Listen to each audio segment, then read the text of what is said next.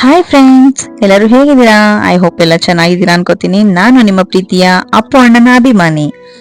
ಇವತ್ ನಾನ್ ನಿಮ್ಗೆ ಹೇಳ್ಕೊಡಕ್ ಬಂದಿರೋ ರೆಸಿಪಿ ಏನಪ್ಪಾ ಅಂದ್ರೆ ಅನ್ನ ಮಾಡಿದ್ರೆ ಸಾಂಬಾರ್ ಫ್ರೀ ಕಣ್ರಿ. ಏನ್ ಹೀಗೆ ಹೇಳ್ತಿದ್ದೀನಿ ಅಂದ್ಕೊಂಡ್ರಾ? ಬನ್ನಿ ತೋರಿಸ್ತೀನಿ. ಅನ್ನ ಮಾಡಿದ್ಮೇಲೆ ನಾವು ಹೇಗಿದ್ರು ಗಂಜಿ ಬಸಿತೀವಿ. ಈಗೆಲ್ಲ ಕುಕ್ಕರ್ ಅಲ್ಲಿ ಮಾಡೋದು ಜಾಸ್ತಿ, ಹಾಗಾಗಿ ಗಂಜಿ ಬಸ್ದು ಅನ್ನ ಮಾಡೋದು ಕಡಿಮೆ. ಆದ್ರೆ ಇದ್ರಲ್ಲಿ ತುಂಬಾ ಬೆನಿಫಿಟ್ ಇದೆ.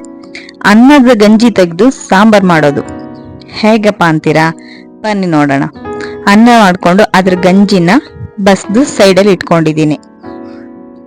ಈಗ ಮಿಕ್ಸಿ ಜಾರ್ಗೆ 1.5 ಚಮಚ ಆದಷ್ಟು ಜೀರಿಗೆ ಮತ್ತೆ 2-3 ಚಮಚದಷ್ಟು ಕಾಯಿ ತುರಿ, ಇದು ಎರಡನ್ನೂ ಹಾಕಿ ಸ್ವಲ್ಪ ನೀರ್ ಹಾಕ್ಬಿಟ್ಟು ಚೆನ್ನಾಗಿ ರುಬ್ಬಿ ಪೇಸ್ಟ್ ಮಾಡ್ಕೊಳ್ಳಿ. ತರಿ ಇರ್ಲಿ, ಸ್ವಲ್ಪ ಚೆನ್ನಾಗಿರುತ್ತೆ.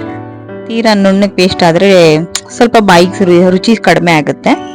ಮತ್ತೆ ಒಂದು ಸೌಟ್ ಇಟ್ಕೊಂಡು ಅದರಲ್ಲಿ 1 ಚಮಚದಷ್ಟು ತುಪ್ಪ ಹಾಕೊಂಡಿದ್ದೀನಿ.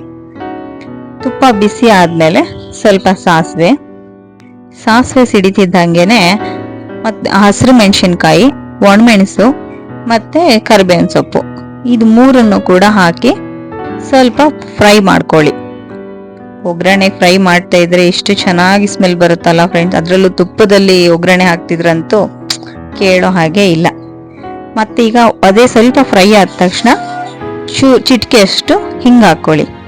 ಅಡ್ಗೆ ಎಲ್ಲ ಒಗ್ಗರಣೆಗೂ ನಾನು ಹಿಂಗ್ ಜಾಸ್ತಿ ಯೂಸ್ ಮಾಡ್ತೀನಿ, ಯಾಕಂದ್ರೆ ಹಿಂಗ್ ಹಾಕೋದ್ರಿಂದ ಡೈಜೆಷನ್ ಚೆನ್ನಾಗಾಗುತ್ತೆ. ಅದಕ್ಕೋಸ್ಕರ ಈ ಒಗ್ಗರಣೆನ ತೆಗೆದು ಗಂಜಿಗೆ ಹಾಕೊಬೇಕು.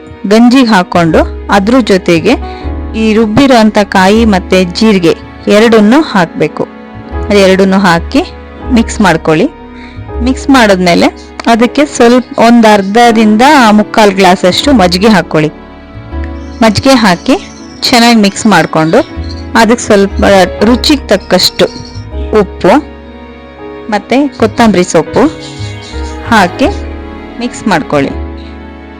ಮಧ್ಯಾಹ್ನ ಟೈಮ್ ಅಂತೂ ಜೊತೆಗೊಂದು ಹಪ್ಪಳನೋ ಸಂಡಿಗೆನೋ ಇದ್ರೆ ಮಾತ್ರ ಸೂಪರ್ ಆಗಿರುತ್ತೆ ಫ್ರೆಂಡ್ಸ್.